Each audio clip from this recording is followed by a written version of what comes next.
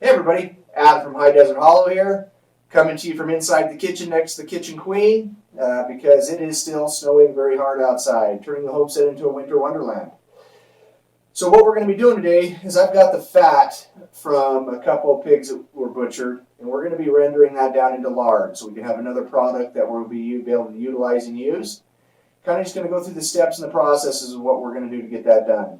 As you can see on the stove right here, I've already got a couple Dutch ovens sitting here warming up.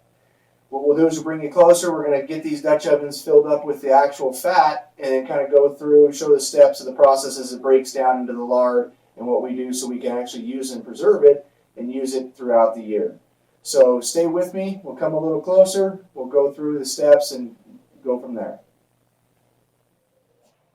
All right.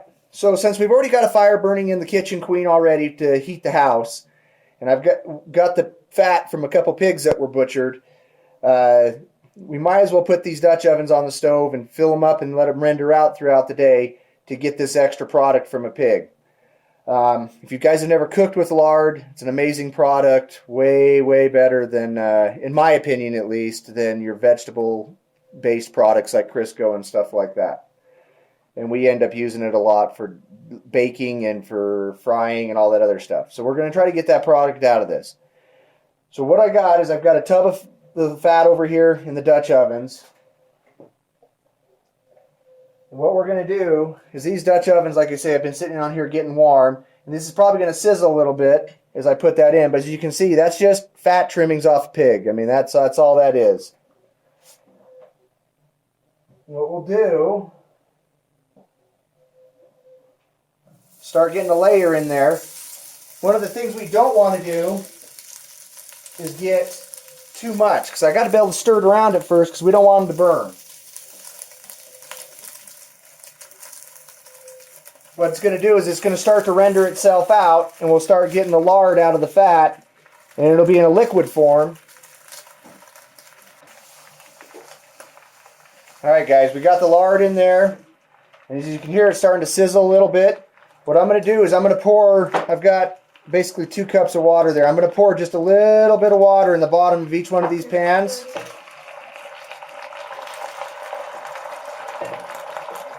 Just so we can, what that's going to do is going to prevent that stuff on the fat on the bottom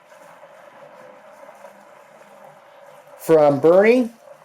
And in the end, that water is going to evaporate off anyways. It just helps that process out to get us started. All right, so we got the water in there. Now what we'll do is we'll get the lids on them.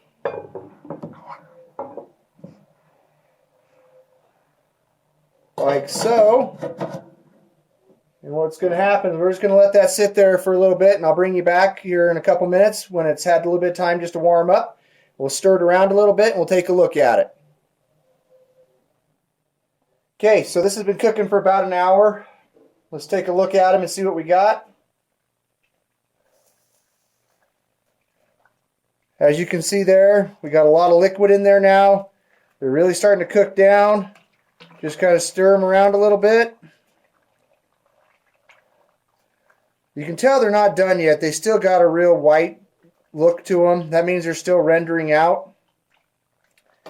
They're not complete. When it's done, they'll look like, well, what they're called is cracklings.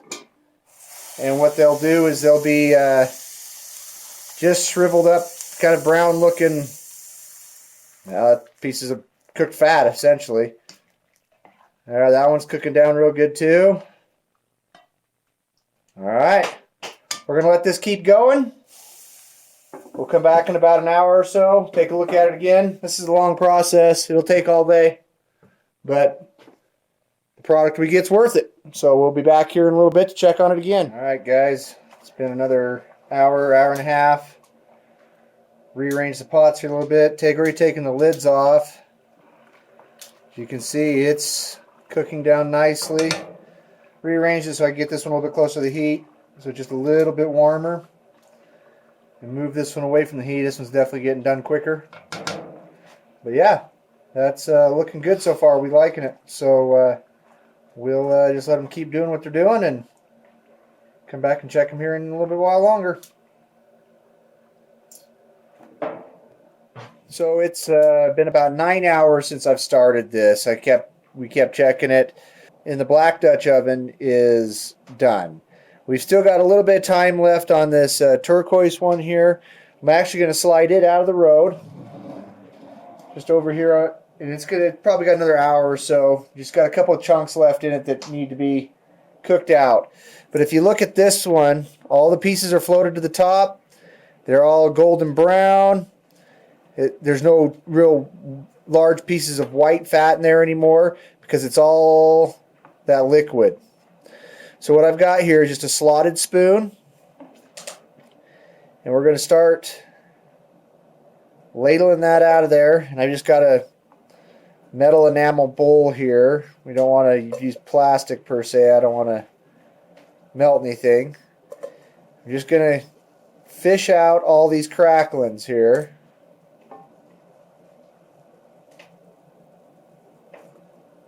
Now, I know people that eat those. I'm not a fan of them that much, I guess. I don't know. I'm mainly out to get the lard rendered out of all the chunks of fat.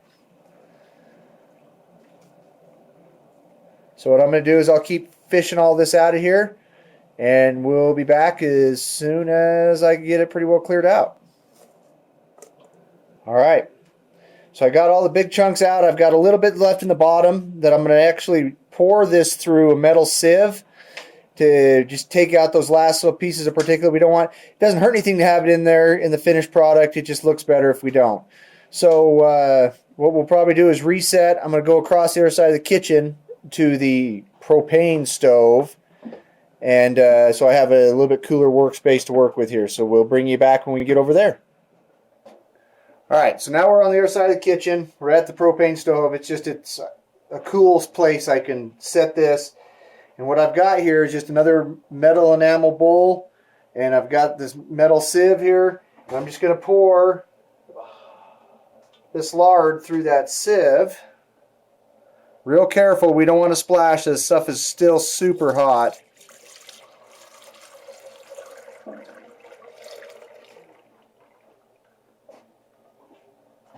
You can see I left those little pieces in the bottom there. We got a little bit in the sieve there.